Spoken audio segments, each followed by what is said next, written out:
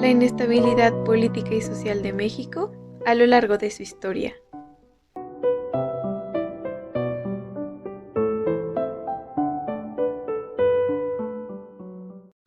Hola, bienvenidos de vuelta a este podcast. Espero estén pasando una semana increíble. Yo soy Micael Castro y en este episodio estaremos hablando sobre 3 de los mayores exponentes del contractualismo. Y en este caso tomaremos a Thomas Hobbes, John Locke y Jean-Jacques Rousseau. También, como lo pudieron ver en el título de este podcast, estaremos analizando sus ideas desde un enfoque político en México. Así que espero puedas disfrutar de este capítulo mientras estás en casa o camino a algún lugar. Comencemos.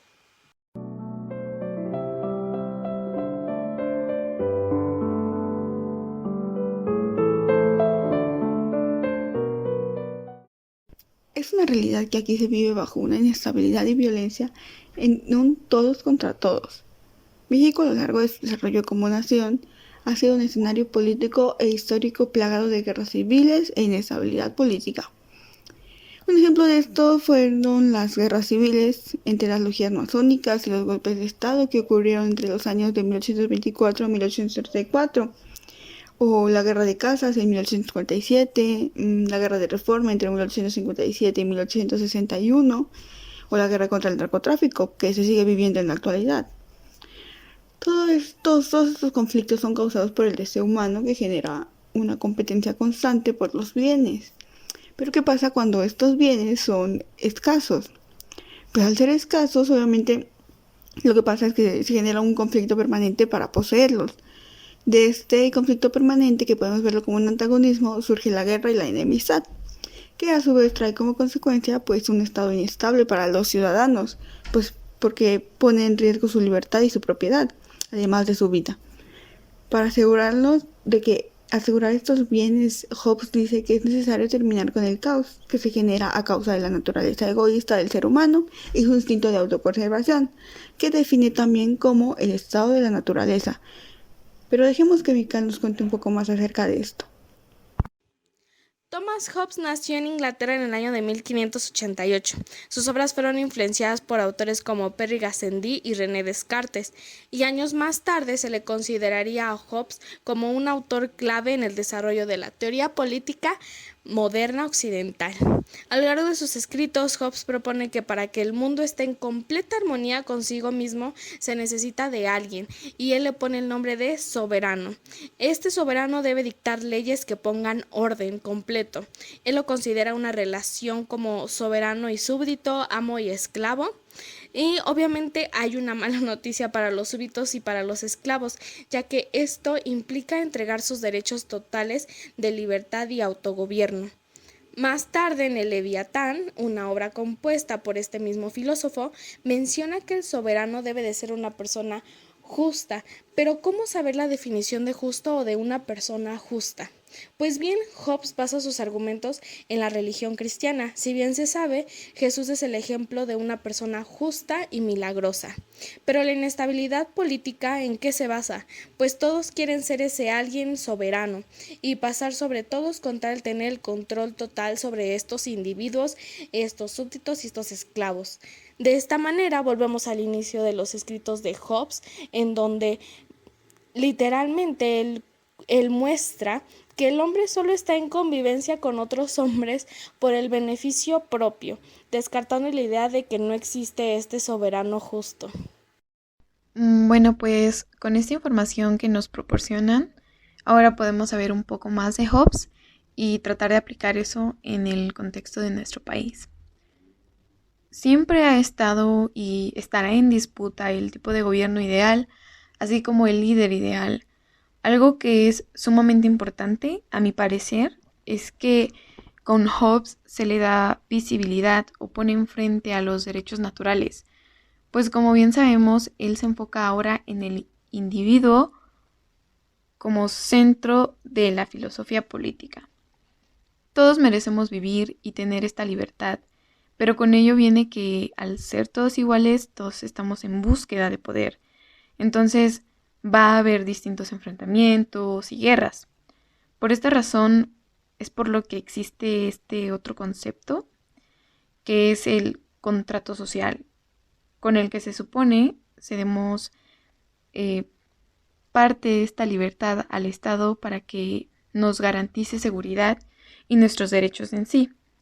Y justamente en el video recomendado por el profesor, el video es de Dario Steinschreiber, un divulgador filósofo que da algo así como una conferencia en las calles, expone las ideas de Hobbes y al final cita a este otro autor que es Roberto Espósito, que cuestiona este asunto del contrato social, ya que dice que el miedo ahora no es a otro individuo, sino que al Estado en sí, por lo que ese miedo ahora es normalizado, algo que a mi parecer lo podemos ver perfectamente en el gobierno de nuestro país, en todos estos defensores del medio ambiente, reporteros que son desaparecidos, asesinados.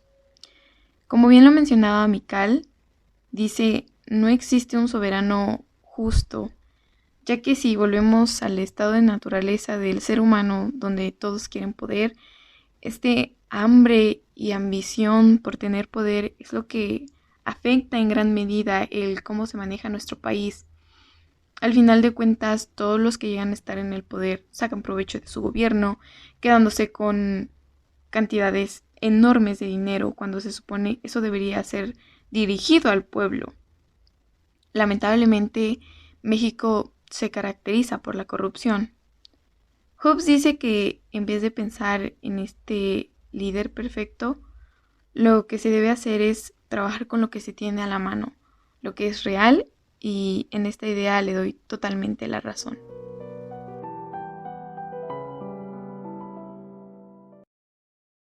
Está clara una cosa, ¿ok? A lo largo de toda su historia, México siempre ha sufrido de inestabilidad política y social, empezando porque no sabemos qué queremos ser. ¿Queremos ser república o una monarquía? Para John Locke, el sistema de gobierno ideal es una monarquía parlamentaria, más específicamente. México ha sido monarquía en 2 ocasiones y las dos no duraron mucho tiempo. John Locke dice que el Estado vive para garantizar lo que él define como derechos precontractuales que los individuos poseen en su estado de naturaleza, como lo es, por ejemplo, el derecho a la vida, el derecho a la propiedad privada, a la libertad o el mismo derecho a la justicia. En los tiempos que nos gobernó, por ejemplo, Maximiliano de Habsburgo, nos gobernó con sus ideales que eran de beneficio para los individuos, pero debido a que el Estado pasaba por una guerra civil, no se le dio la oportunidad de gobernar adecuadamente. En mi opinión, si me preguntan a mí, yo pienso que de haber habido más estabilidad política y social entre los liberales y conservadores, y por los ideales que Maximiliano tenía en su monarquía, en esos entonces habría habido una mejor situación política y social y su gobierno habría hecho valer esos derechos precontractuales que John Locke define. Las influencias son parte de toda la sociedad, pues dependiendo qué ideología se tome, es como la sociedad toma vuelo.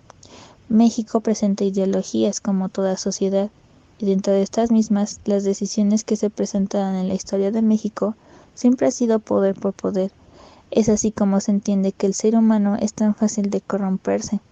Todas las personas viven atadas a lo que aceptan como correcto y verdadero. Así es como ellos definen la realidad. La inestabilidad radica en la corrupción. México ha sido un claro ejemplo en donde cada gobernante busca su propio beneficio. A nadie le gusta perder. Un pensamiento que lo que menciona es cada persona puede hacer lo que se le venga en gana. Otro actor muy importante y que siempre ha jugado en todo el mundo es el capital, que cada gobernante busca su propio beneficio. En mi opinión, pienso que un verdadero gobernante es aquel que es reconocido por su propio país, alguien con que te sientas identificado o reflejado. En la actualidad, México se caracteriza por ser un Estado libre y soberano, al menos en su teoría, unido por un pacto federal, también entendido como ley suprema. Hablamos de la Constitución Política de los Estados Unidos Mexicanos. Esto se sintoniza con las ideas de Locke, quien en su segundo tratado sobre el gobierno civil sienta las bases de su pensamiento político, en el que se establece un estado de naturaleza en donde los hombres, entendidos como seres individuales, viven en libertad e igualdad, además de poseer derechos naturales como la vida, libertad, propiedad privada y el derecho de defensa. Al movilizarse el contrato social, el hombre cede su derecho a la defensa al Estado, quien tiene como misión defender los derechos de sus individuos.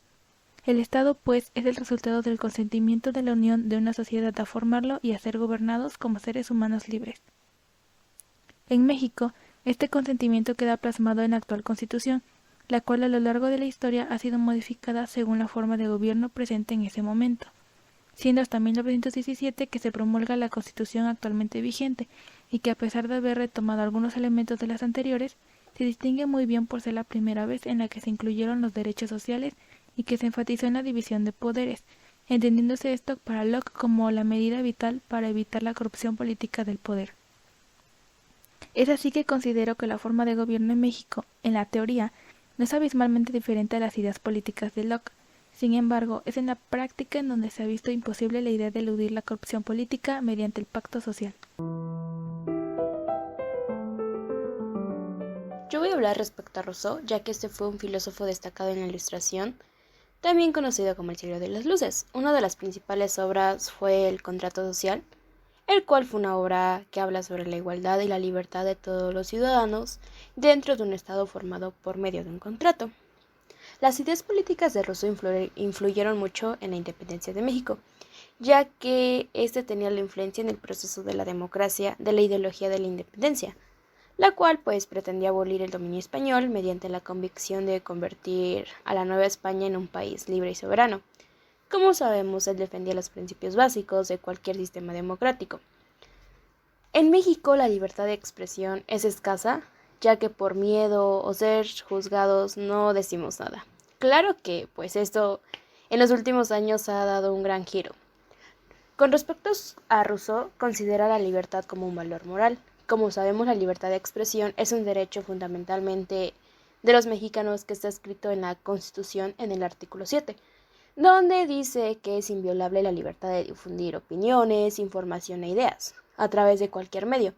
No se puede restringir este derecho por vías o medios indirectos, tales como el abuso de controles oficiales o particulares, etc. Cuando los responsables de que estos derechos sean respetados son las autoridades.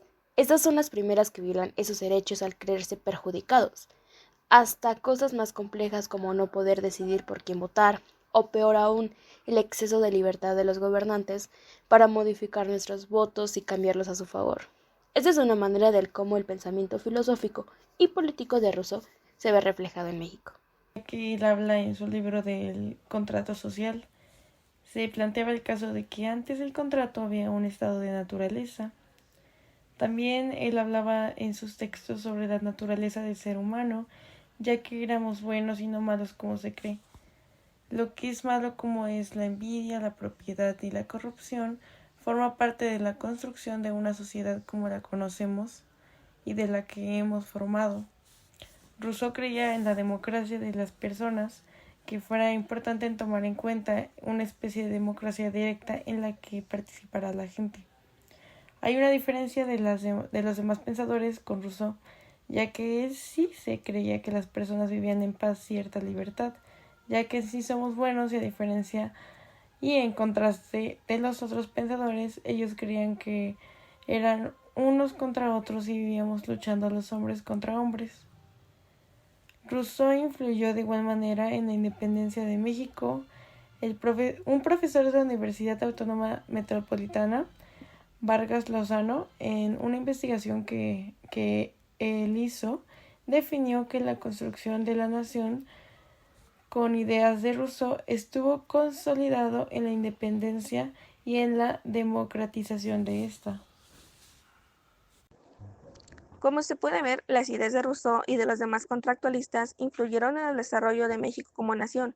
Asimismo, a través de ellas podemos comprender la inestabilidad política que caracterizó el periodo, y lo sigue siendo hasta la actualidad. Desde que México surge como una nueva nación y ante la presencia de dos bandos que contrastaban en ideales políticos, y cada una de ellas trató de establecer su propia forma de gobierno, eso generó la constante lucha y el deseo de poder, que a su vez generaron la inestabilidad política, social y económica del país. Y si lo vemos desde el punto de Rousseau, sería el mal que surge cuando el individuo ya es parte de un estado social y genera la desigualdad moral y política como él lo manejaba. En la actualidad vemos la influencia de las ideas rusonianas en nuestro sistema de gobierno democrático, donde existe una división de poderes. Sin embargo, sigue existiendo la desigualdad moral y política, y no se cumple la voluntad de todos, como lo mencionaba Rousseau, que era parte fundamental desde su perspectiva sobre la democracia. El gobierno suele estar caracterizado por corrupción, egoísmo y el deseo de más poder, como en el periodo de la posindependencia. De ahí a que surjan ciertos levantamientos contra el gobierno, quien es el que desatiende la voluntad general del pueblo.